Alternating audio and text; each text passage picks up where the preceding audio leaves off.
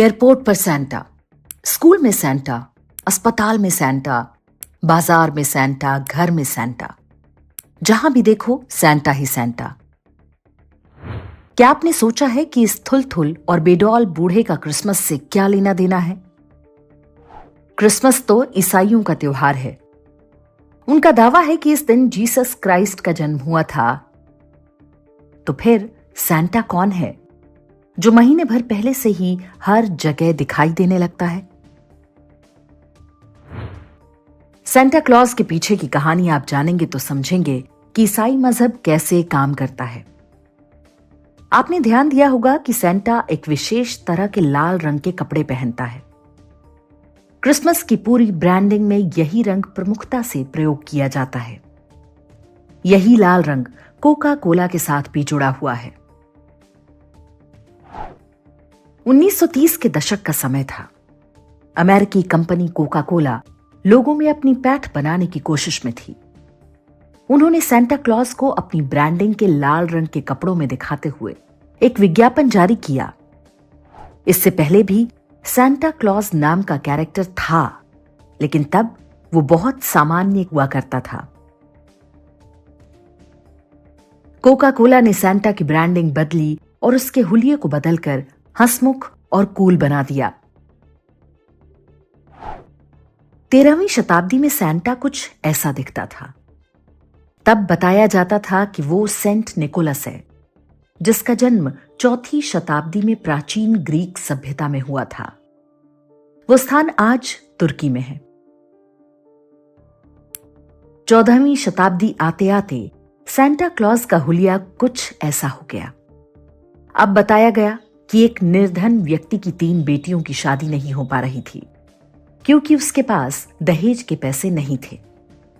एक रात जब वो सोया तो सेंटा क्लॉज ने आकर उसके घर में ढेर सारा पैसा रख दिया।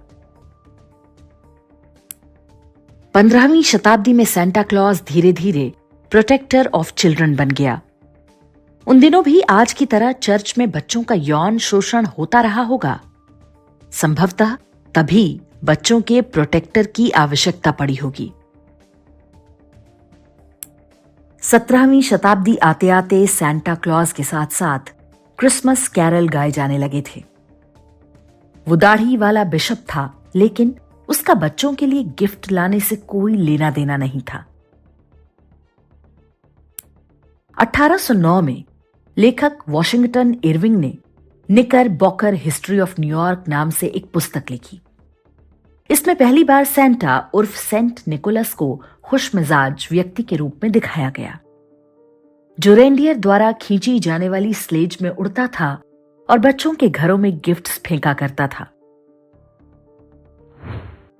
सेंटा का काल्पनिक चरित्र यूरोपीय कहानियों में समय के साथ साथ तरह तरह के रूप बदलता रहा, लेकिन सेंटा क्लॉज को लोकप्रियता मिली वर्ष 1930 में, जब कोका कोला ने अपने विज्ञापन में उसे ऐसा कूल लुक और कलर दे दिया।